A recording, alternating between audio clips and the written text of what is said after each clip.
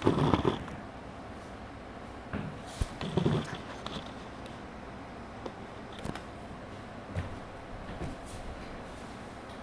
many times have you heard an advertisement about a prescription drug and thought to yourself, that sounds like a condition that I have?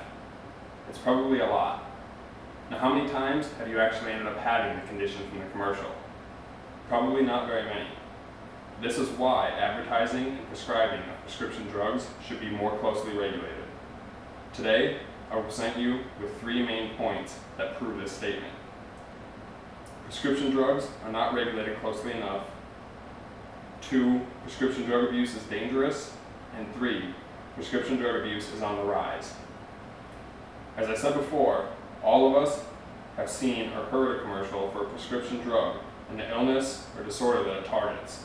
This brings me to my first main point, which is 1, prescription drugs are not regulated closely enough.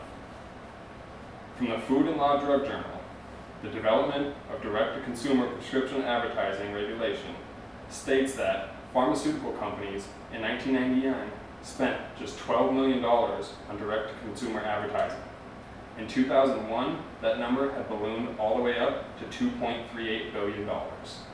70% of that budget was spent on commercials while marketing 105 different prescription medications. That seems more than a little unnecessary.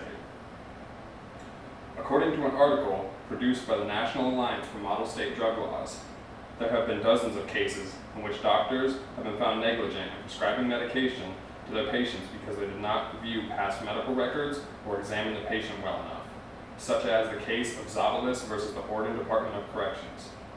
The patient was involved in a traffic accident which injured other passengers, and the doctor was accused of being negligent.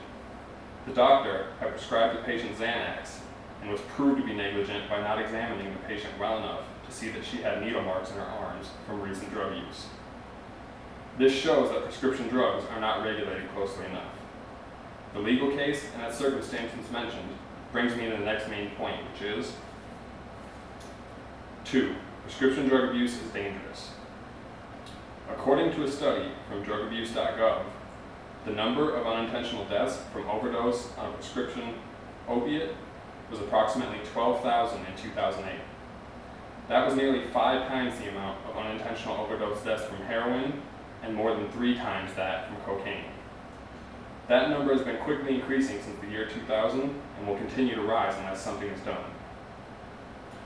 A poll from the DEA fact sheet of prescription drugs shows that 63% of teens thinks it's easy to get prescription drugs from a friend or relative's medicine cabinet.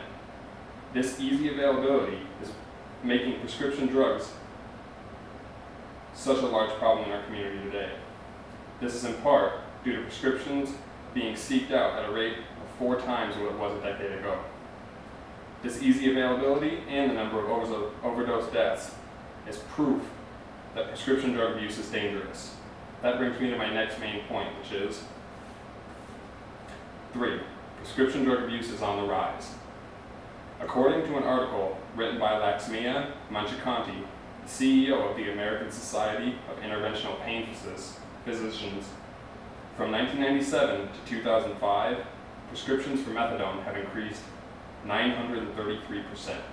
Prescriptions for oxycodone have increased 588%, and prescriptions for hydrocodone have increased 198%. Americans are also responsible for using 80% of the opiate prescription drugs in the world and 99% of the hydrocodone supply of the world. Is living in the United States really become that painful?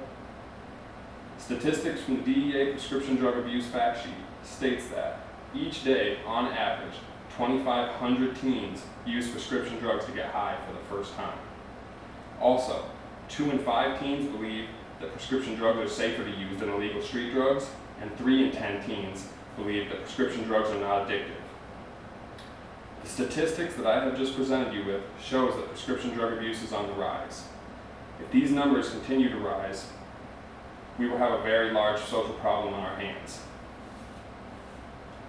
These facts are all reasons why we should hold doctors and pharmacists accountable for not giving the necessary testing before prescribing drugs, and why we as patients should be more understanding when the tests are being administered in your best interest.